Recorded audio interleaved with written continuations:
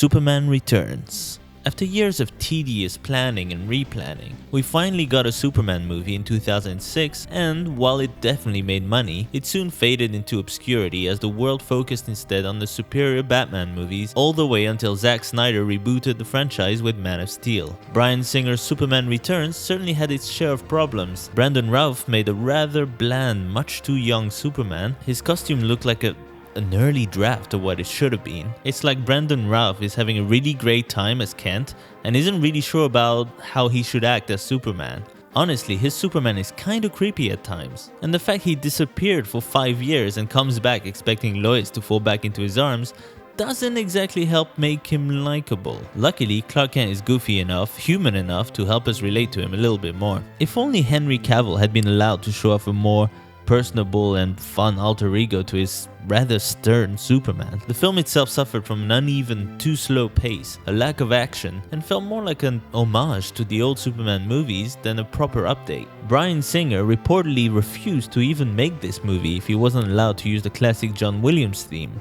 Understandably, if you're going to make a homage to the old Superman movies, you kinda need that. Besides, it remains one of the most iconic superhero themes ever. John Ottman is the composer for Superman Returns, and he adds some nice subtle touches to the original theme, updating it a little bit. Whether Brandon Routh works as Superman or not, you can be sure that whenever you hear that immortal theme, you'll be rooting for him regardless. Yes, Marlon Brando, who played Jor-El in the original Superman film, is somehow back in this movie.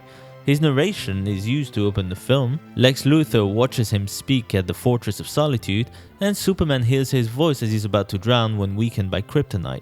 Or, I should say, kryptonite. It's a heartfelt homage both to the late actor and to the old Superman movies, and it helps give Superman Returns some authenticity as a continuation of Richard Donner's classic. This is the first big action sequence of the film, and it's a typical scene for a Superman film since Lois Lane is on the plane conducting an interview. The visual effects are actually really good during that sequence, which sees Superman pull a space shuttle off a burning plane, send it into space, and land the plane itself safely in the middle of a sports stadium, thereby making his official return. I like how intense the landing is. Look at those ripples on the plane. Not sure why Superman feels the need to bask in his own glory with a blank stare at the end, but never mind, it's still a cool scene. At one point in the film, this guy starts shooting at police from the top of a building using a massive machine gun. Who does this guy think he is? The Punisher? Talk about overdoing things. Was this really necessary? Anyway, that's beside the point. Superman shows up, obviously, and being bulletproof, the machine gun does nothing. So, the bad guy, being a genius, he decides to pick up a normal gun and shoot Superman in the eye. Yeah, that doesn't work either. All in all, it's just a fun little scene where you see Superman being a badass, something you don't see often enough in this movie, unfortunately. In one scene, Lex Luthor's sidekick loses control of a car she's driving, and she is saved by Superman, which leads to a shot which references the iconic cover of Action Comics #1. A famously common and inexpensive comic book you should send to me right now if you have it in your collection. Do it. Do it now. Bring it on! Casting Kevin Spacey as Lex Luthor was a good idea. After all, we'd seen the actor act pretty creepy before, so he seemed like a valid choice to play the self-proclaimed criminal mastermind. His performance oscillates throughout between intimidating and hammy. One second he's beating the crap out of Superman, mercilessly stabbing him in the back.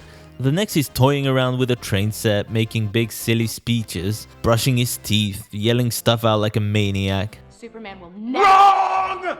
Whatever he's doing in this movie, it's always entertaining, and he's actually much more of a genuine threat than Gene Hackman was. Whether it's dark humor like dogs literally eating each other, visual gags like Lois Lane stumbling on Lex Luthor brushing his teeth, or random wackiness like a kid throwing a piano at a guy. One thing you can't say about Superman Returns is that it's miserable. There's definitely a charm to it. You might not have noticed upon seeing the film for the first time, but it's packed with clever little cameos. Here you have Jack Larson, who played Jimmy Olsen in the 50s, serving Clark Kent and the new Jimmy a drink as a bartender.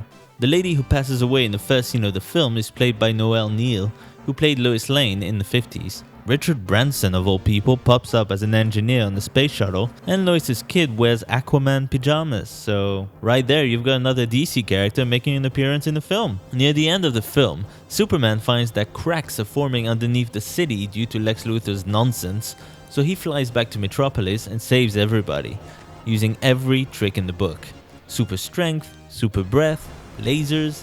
It's Superman being the powerful savior he's meant to be. To be honest, in a Superman movie you can never have too much of Superman saving people.